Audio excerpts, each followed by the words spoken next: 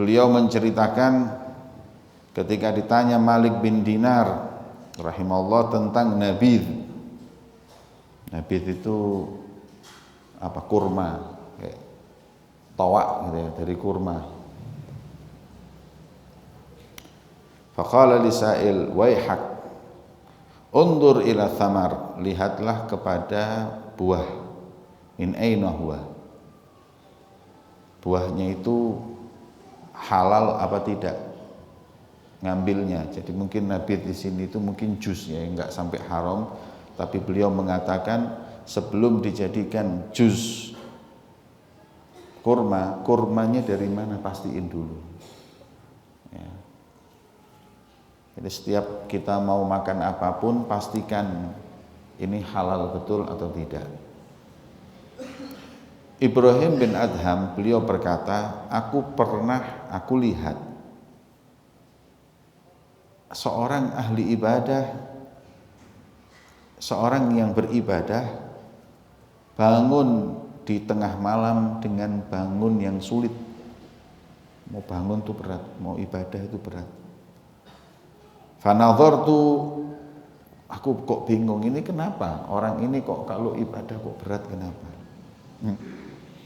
Jadi kenapa orang itu kok ibadahnya berat? Mau ngaji, berangkat enggak ya, berangkat enggak ya? Saya tak telok handphone Google, cuaca ini udan apa gak dina iki ya, berat gitu, mau berangkat berat. Kalau sudah seperti itu kata beliau, fanadhartu, aku lihat, fa idza huwa min adam safa ma akalahu, enggak bersihnya apa yang masuk ke perutnya. Itu yang membuat orang itu berat ibadah. Tapi kalau sampean berangkat tadi ke tempat ini dengan penuh kebahagiaan, semangat, berarti pangananmu halal. Yang di sini hadir kan belum tentu semuanya enteng. Ada yang kepeksa. Ono sing ngincer mertuane, calon mertuane piteko. Ya. Macam-macam kita nggak tahu, tapi yang jelas ini introspeksi buat diri kita masing-masing. Yang berangkat tadi itu penuh kebahagiaan, enggak? Semangat enggak? Kalau semangat halal. Saya sendiri gitu ngajar ini gimana?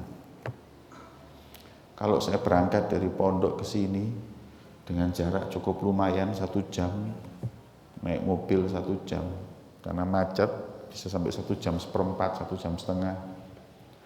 Terus saya abot itu gak sumbut amplop yang macam ya. Amplope umpamane ngajian itu 20 juta, semangat ya, berarti gara-gara duit, itu gara-gara majelis. Ini murni majelis. Nih, panjenengan saya di sini ini murni majelis. Nih. Berat enggak? Berat berarti kita ini harus selidiki, yang kita makan ini sudah benar belum? Kok abot ibadah? Bangun malam juga gitu, ada yang bangun subuh gak tangi kok. Berarti kon sing mbok pangan gak beres. Ya Allah, aku mangan opo? Kok aku sampai gak sembahyang subuh man? Ya Allah, aku mangan opo kok tangi bengi wis tak unekno alarme gak krungu, atau kadang dipateni gak krasa. Berarti ada nggak beres yang dimakan itu kata Ibrahim bin Adham. Jadi setiap kita merasakan berat dalam ibadah, kita mesti selidiki apa yang kita makan, karena yang membuat berat ibadah kita adalah makanan yang haram atau yang syubhat ya. Walau annahu, kata Ibrahim bin Adham, walau annahu akala halalan lam yahsul lahu thiqalun, kalau dia makannya itu halal, gak mungkin dia itu berat beribadah, enteng ibadah ya. Makanya orang-orang yang zuhud itu ibadahnya mesti rajin, karena dia periksa betul apa yang masuk ke perutnya. Kemudian Sufyan Ats-Tsauri rahimahullah taala idza dzahaba ila walimah, Sayyidina Sufyan Ats-Tsauri itu kalau diundang acara akad nikah, kan disunahkan nanti nyembelih kambing. Jadi aulimu walau bisyah, kata Rasulullah, kalau membuat walimah atau menikahkan anak, bikinlah acara walaupun kecil-kecilan, walaupun cuma 1 kambing. Berarti isyarat minimal kebruli nasi mandi. Jok segora mas bah. Nih, kan isyaratnya Nabi aulimu walau bisa. Walaupun cuma 1 kambing, gelar pesta pernikahan. Ya sunnah. Wadribu alaihi bidufuf, kemudian meriahkan dengan terbang. Ayo aku ketakok, sing ngadakno walimah nikah ambek hadrawan sapa? Aku pokoknya kok sekarang ini ada orang mengaku sunnah tapi nikah nggak ada dufufnya. Rasulullah mengatakan dufuf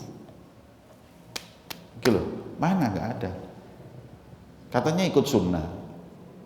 Kok sepi-sepi ngono rek. Ya. Dufuf, drum band juga nggak apa-apa. Ya drum band dong. Sholat dong jidor. Pokoknya rame mereka. Jangan diam-diaman. Musik haram, ini haram sampai saking haramnya sampai yang disunahkan Nabi nggak dilakukan. Ya kayak puluh pinter kok Nabi. Ojo Rasulullah, haram Rasulullah. Loh ini dufuf ini kata Nabi loh. Ya, lantunkan, pukullah genderang hadrah. Ya, jangan berlebihan pakai musik, pakai gitar, itu enggak. Kalau kita ini kan hadrah. Kalau ada pernikahan di karak itu enggak sunnah itu, dufuf itu. Nah, katanya walimah itu kan sunnah, kita kalau menikahkan anak kita undang orang, kita walimah itu akad nikah acaranya itu walimatul arus atau walimatul aris atau walimatul urs bisin. Saya sering dapat undangan walimatul urs bisin, salah, arus itu atau walimah di arus kuno walimatul urs bisin, urs ain ra sin, walimatul urs. Karena sudah sekarang banyak pakai mau bahasa Arab tapi keliru, walimatul arsh. Rabi mbek malaikat anakmu. Jadi walimatul urs sin. Kan kita lebih gampang ngomong sin daripada shin. Ya. Ini malah di fase-fase no. Kayak saya pernah waktu itu sholat di satu musola, imamnya itu kaget ketok aku, waduh kok ono wong Arab ngene deh. Jadi dia kayak jadi gak enak ngono, waduh iki lek gak fase isin Pak. Ya. Akhirnya dia jadi imam, saya jadi makmum. Bismillahirrahmanirrahim. Alhamdulillahi rabbil alamin. Ar-Rahmanir Rahim. Kabeh kan alif. Wis waladhdallin tak jawab amin. Wis bubar wis. Wis mbeng dhewe wis gak karo-karuan iki. Ndak boleh jadi imam kayak gitu itu. Ya, saya mufaroqah saya wis. Wah. Jadi sampai endi mangrek sampai lali ya. Kemudian mau hadir walimah, sunnahnya kan menghidangkan makan. Nah, Sufyan Ats-Tsauri itu kalau hadir walimah, beliau nggak makan dari apa yang dijamukan oleh tuan rumah, ya. Tapi beliau bawa makanan sendiri dari rumahnya dimakan. Faqala lahu sahibul walimah, tuan rumahnya ya enggak enak lah, lho apa aku gak gelem mangan pangananku. Hala takul min khubzi ya sayyidi.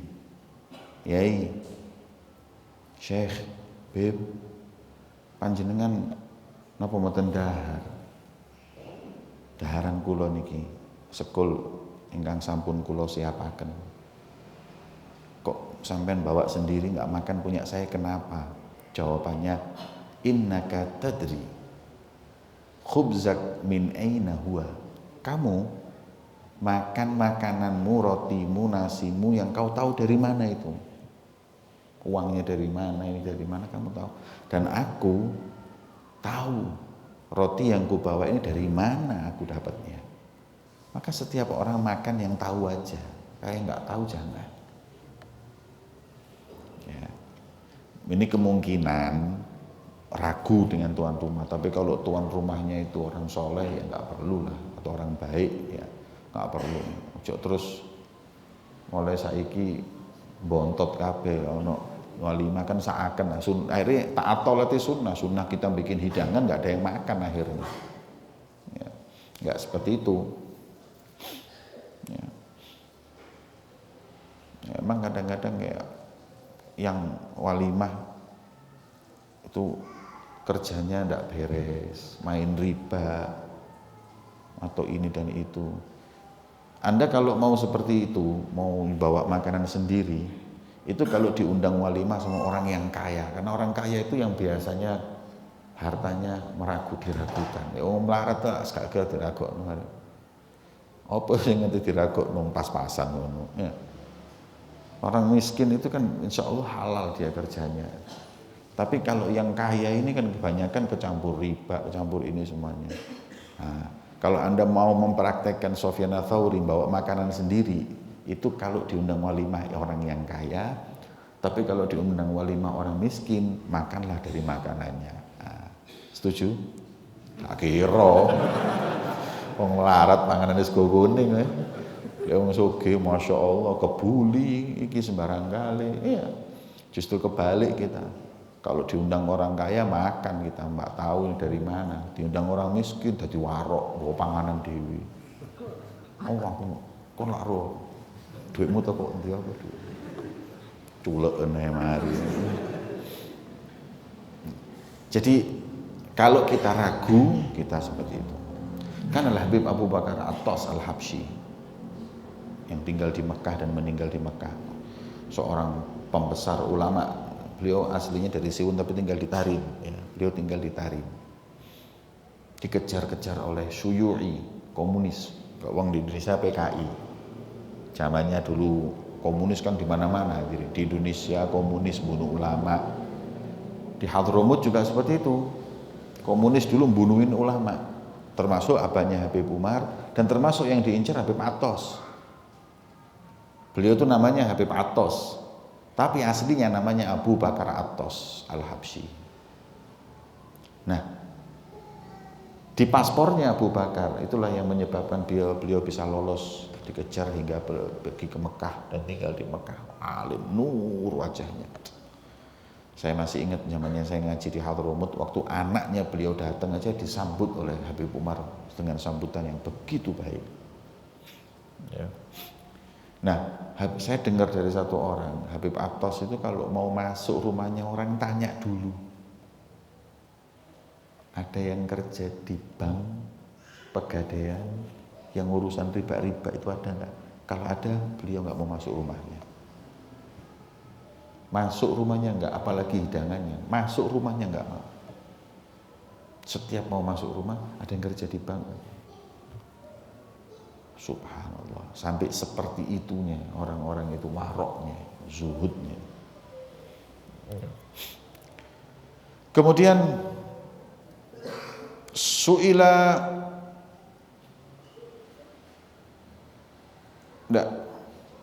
kultu wa mimman adraktuh, dan dari kata Imam Sya'roni ini Sufyan Ats-Tsauri, tapi guruku yang aku alami zamannya yang sifatnya atau perilakunya seperti Sufyan Ats-Tsauri itu adalah Sayyidi Syekh Muhammad bin Anan. Ya, itu kalau diundang walimah nggak pernah mau makan di rumah orang itu, tapi beliau bawa makanan sendiri. Ya. Karena apa? Beliau yakin yang dimakan ini halal. Kalau yang orang lain dia nggak tahu. Nah, ya, seperti itu. Tapi kadang-kadang sekarang ini saya dengar ada sebagian orang yang ngakunya ulama, mutarasim bil ulama, uang syubhat, uang itu diterima. Ketika ditanya jawabannya begini, kita ambil ilmunya ayam. Ayam itu walaupun yang dimakan kotor, najis, tetap telurnya keluarnya suci. Ilmu apa ini? Nggak bisa seperti itu. Kita nggak bisa ibadah, hadirin. Mata seneng yang haram, telinga sering dengar rasani wong, mulut sering ngomong yang rasani, tangan suka yang macam-macam karena makanannya haram. Makanya harus hati-hati. Ya, dampaknya itu naudzubillah. Jangan main-main. Ya. Makanya Sayyidina Abu Bakar Siddiq, khalifahnya Rasulullah, Sayyidina Abu Bakar Siddiq, itu pernah dalam riwayat ada anak kecil ngasih beliau makanan, beliau nggak tahu ini halal apa haram. Setelah masuk, si anak ini ngomong, mawa roti itu saya temukan di jalan, berarti syubhat. Apa yang beliau lakukan? Beliau masukkan jarinya ini ke mulutnya sampai muntah. Kemudian ditanya, segitunya wahai Sayyidina Abu Bakar, sampai kau muntahkan karena kau khawatir kalau itu syubhat atau haram? Jawaban beliau apa? Wallahi, demi Allah, lau lam yakhruj hadza ta'am illa bi ikhraji ruhi la akhrajtuh. Demi Allah, kalau makanan ini nggak keluar kecuali bukan dengan disogok, dengan dikeluarkannya nyawaku sekalian, aku lakukan. Karena saya nggak mau sampai ada makanan haram masuk ke perutku, ke tubuhku. Karena Rasulullah bersabda, kullu lahmin, setiap daging, nabata min suhtin, tumbuh dari barang yang haram, fannaru aula bihi, maka yang paling berhak menerima jasad itu adalah api neraka.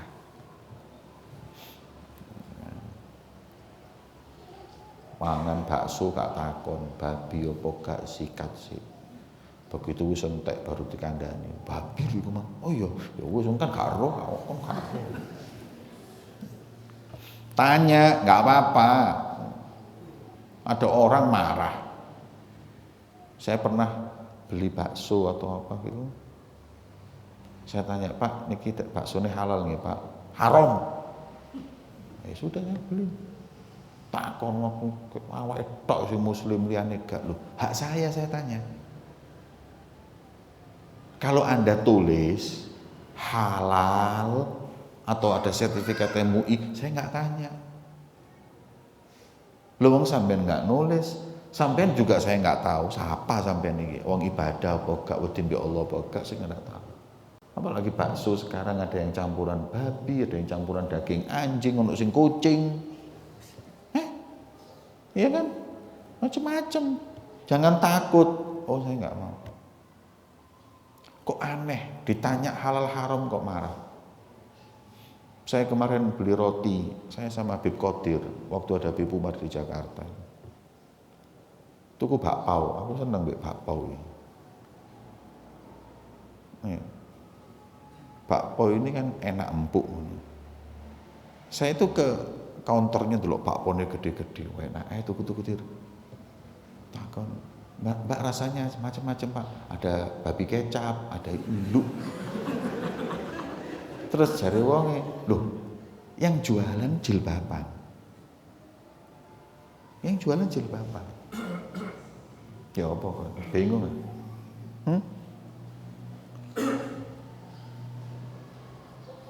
Wong-wong iki lek urip di zamane Imam Syafi'i ngono iso stres lho imam-imam ndelok ngene. Jilbaban dodol bakpao babi kecap. Terus saya tanya, "Waduh, ini haram ini, Mbak." "Haram, Mbak, ini haram." "Loh yang babi haram, tapi yang ini kan tidak." "Lah, tapi kan produksinya satu." "Iya sih."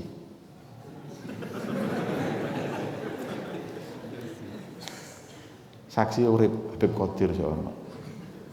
Ya apa dir? Dituku apa gak iki? Apa ya, tapi orangnya baik, perempuannya baik, istilahnya memahami. Oh mari Pak, nggak apa-apa. Ya nih itu hak kita mau makan halal, lo bayar kok.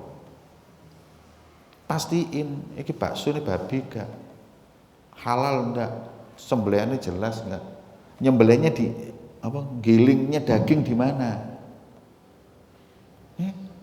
Gilingnya daging ini di mana? Karena saya dengar penggilingan itu ada orang yang bagian penggilingan dan semuanya digiling, babi digiling, iki digiling, terserah, nggak apa digiling. Ya kan nggak bisa seperti itu hadirin. Penggilingan harus penggilingan khusus daging sapi halal. Karena kalau nggak halal pun, kalau dia itu bangkai, ya kan itu najis semua. Ya. Ya, kayak ada beberapa toko-toko yang terkenal ya, chicken yang terkenal itu saya datengin ke tempat penyembelihannya orang muslim, saya lihat sendiri benar, makanya dapat sertifikat halal dari MUI itu. Hak kita. Saya di Singapura sebelah Singosari dulu. Dia di Singapura ke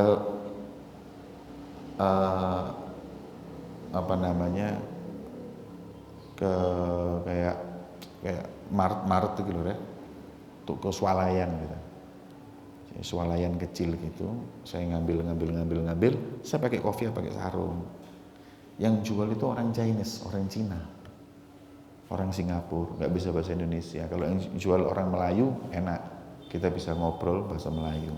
Ini orang bule, orang Chinese nggak bisa ngomong bahasa Melayu, bisanya bahasa Inggris. Kalau saya kan fasih bahasa Inggris saya. Understand pokoknya. Ya. Saya itu bawa makanan, saya bawa ke kasir. Tahu nggak? Saya betul-betul terenyuh hati saya. Sama dia itu makanan saya diambil, dipilah. Yang nggak halal itu sama dia dikembalikan. This is not for you. This is not for you. No halal, no halal. Langgena. Iki Singapura. Lagi ditakoni halal apa kau? Lah apa takon-takon kok? Semua haram aku. Tidak boleh. Anda jual makanan, Anda tulis halal. Kalau memang halal, kalau enggak ya siap-siap ditanya. Saya pernah makan di satu mall di Jakarta, mall. Makanan Thailand itu enak. Karena saya kalau ke Thailand itu timbanganku mesti mundal. Ya, panganannya enak-enak. Akhirnya saya kepingin makan di situ, tapi nggak ada tulisan halal, tak lihat. Saya keliling, saya sudah duduk, tapi tak dulu. Terus kemudian begitu saya duduk, saya tanya, Pak ini halal enggak? Halal, enggak jual babi. Terus ada pegawainya yang satu ngomong, datang dengan saya, Pak haram. Ada campurannya. Nah, makanya kalau mau lebih pasti makan halal itu harus ada tulisan. Sebab apa? Kalau sampean sudah tulis halal atau sertifikat MUI halal, kemudian ketahuan haram, bisa dipidanakan, bisa ditutup, bisa didenda. Tapi kalau tidak ada, nggak bisa. Umpama sampean makan di satu warung, begitu sentek dikandani, enak, sate apa mang asu? Hah? Teluk polisi sampean, Pak ini saya tadi dimakani anjing. Polisi tidak bisa nangkep, nggak ada tulisan halal loh. Ya, dia minta daging, saya kasih daging. Daging kan macam-macam, nggak bisa. Hukum di sini seperti itu. Ya, jadi jangan khawatir, takut ngomong halal, wah gak enak aku, wongnya tersinggung, ya gak usah mangan. Ya, gitu aja. Saya makan yang kalau di Singapura makan halal banyak. Di Australia pun lumayan. Yang agak repot itu Hong Kong. Hong Kong ini cari makanan halal itu agak sulit. Tapi alhamdulillah karena banyak pembantu di sana, makanya saya kalau ke Hong Kong diundang sama TKI itu senangnya kemanapun mereka masak sendiri. Dan orang-orang di sana jangan beb, pagi makanan kan harus jelas. Kecuali restoran-restoran tertentu yang ada tulisan halalnya Hong Kong. Jadi ada juga sertifikat halal di Hong Kong buat orang komunitas orang Muslim. Kita ini alhamdulillah hadirin mangan halal dik dindi. Yo ngono sik mangan haram ae lak senemen. Ya. Jualan yang di Bali. Di Bali dulu sulit, sekarang gampang karena banyak orang Jawa yang sudah di sana, jadi restoran-restoran halal itu banyak di sana. Nah, intinya di sini beliau ingatkan, jangan lagi restoran, rumahnya orang ini loh, ngadain walimah, makan aja nggak mau, kalau nggak pasti dia ini orang baik atau tidak, kalau nggak bawa sendiri. Jadi dia tetap ikut makan-makan bareng tapi dengan makanan yang dia miliki. Sufyan Ats-Tsauri ditanya tentang keutamaan shaf pertama. Apa? Ayo ngono iki.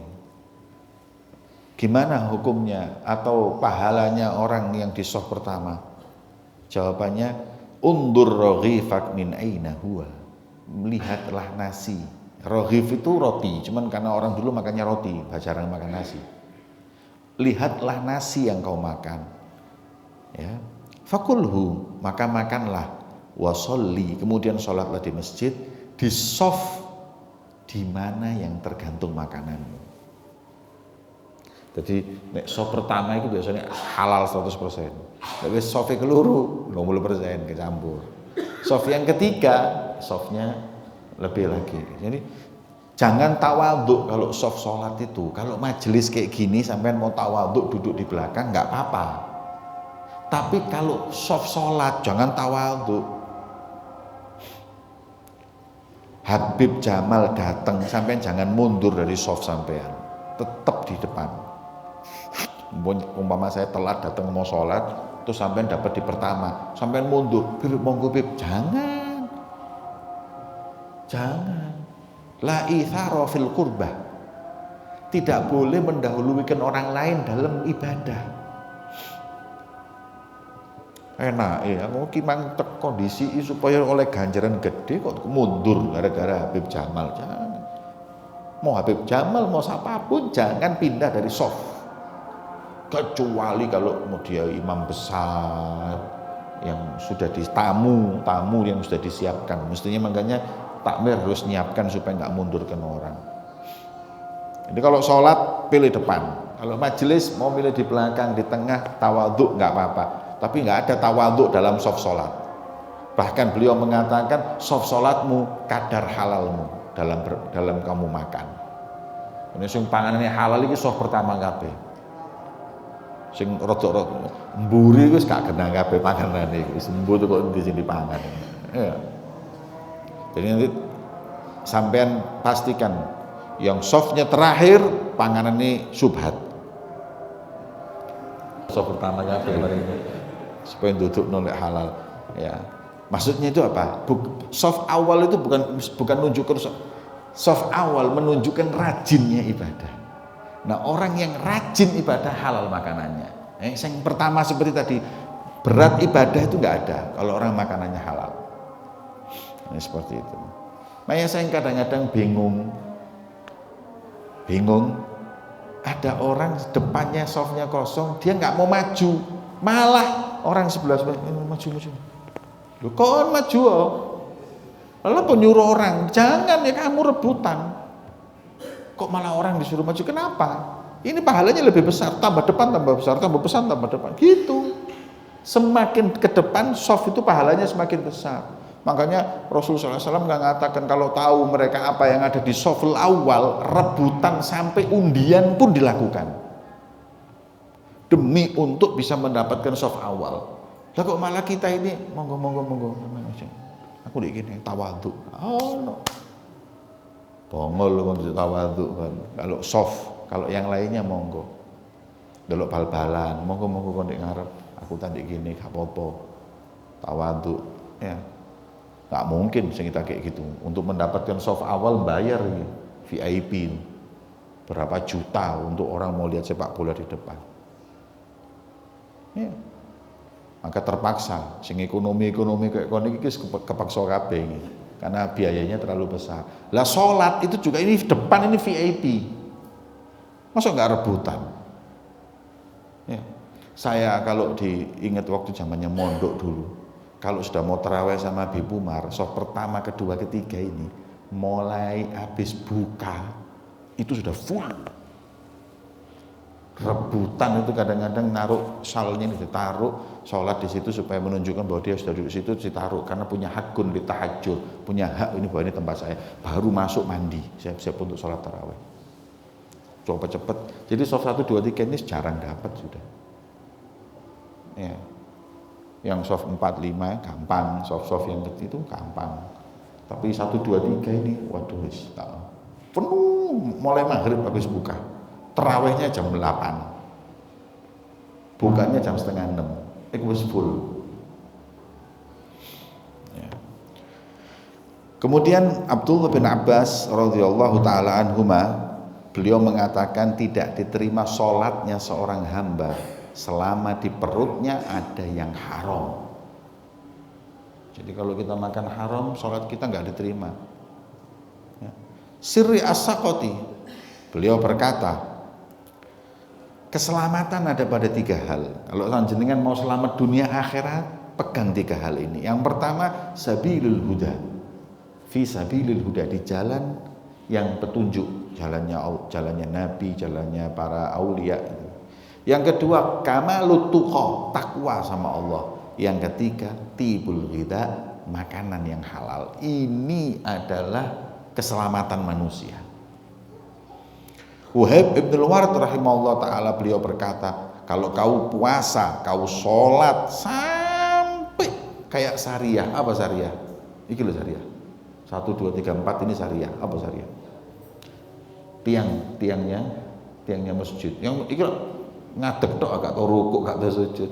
Coba tiang iki sujud juga ambruk kabeh ini. Gini tok nggak diterima semua ibadahmu sampai walaupun seperti tiang.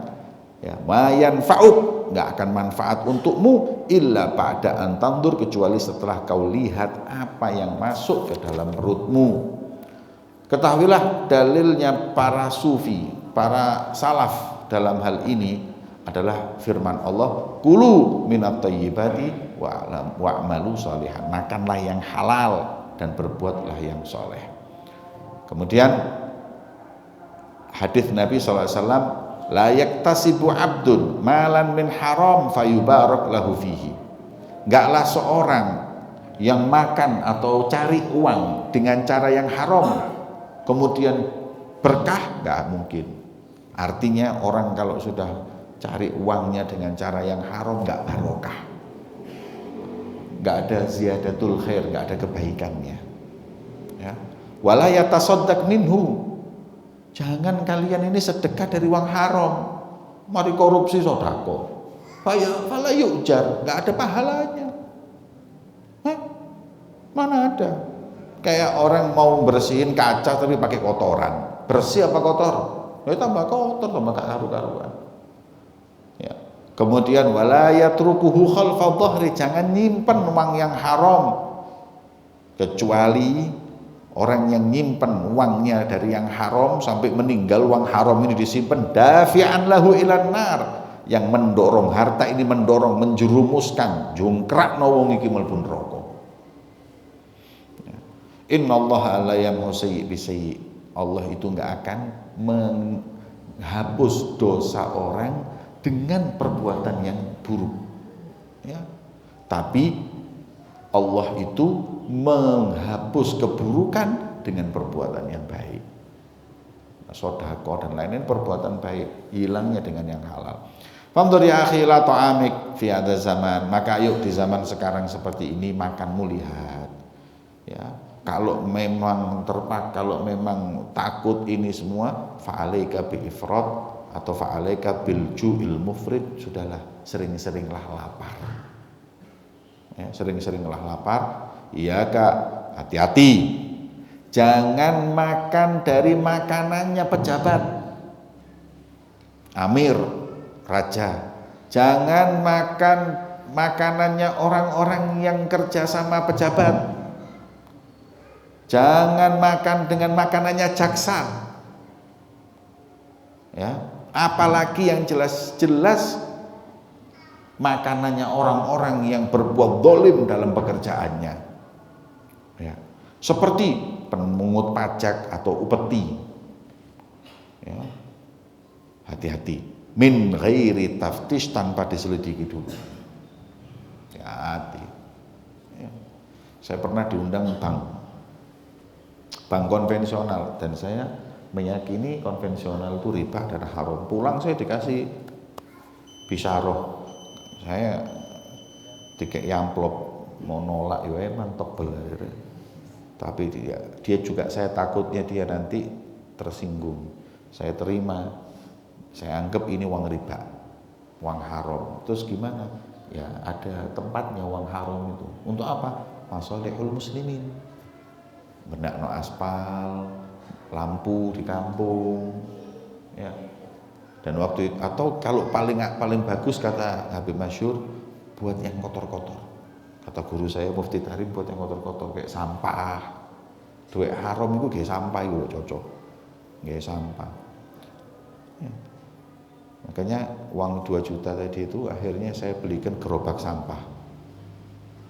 Di pondok itu duit riba itu. Gerobak sampah. Ya. Seperti itu, atau WC umum kayak itu WC itu. Sing dikai kotoran. Nah, itu dari uang haram. Dari uang riba itu tidak apa-apa, bukan uang haram, uang riba maksud saya. Ya tapi uang riba itu kan ya haram. Kalau enggak, kau hancurkan agamamu, ya. Walaupun di atas kepalamu ada imamah sufi, ada jubah, ada azabah. Ini azabah ini. Tapi kalau kau makan haram, enggak ada manfaatnya, mudarat yang ada untukmu. Fafham walhamdulillahirabbil alamin. Ya. Jadi kalau dikasih pejabat uang ini semua, kalau mau nolak jangan cerita-cerita. Ya. Kalau takut malah justru nolak jadi riak dan lain, terima aja. Terus berikan fasolihul muslimin. Dengan uangnya rakyat, kembalikan ke rakyat. Gitu aja. Ya. La ilaha illallah Muhammadur Rasulullah. Semoga Allah memberi kekuatan kita untuk makan makanan yang halal hingga diberkahi oleh Allah. Amin ya rabbal alamin. Wassallallahu ala sayyidina Muhammadin wa ala alihi wasallam. Alhamdulillahirabbil alamin. Sirrul Fatihah.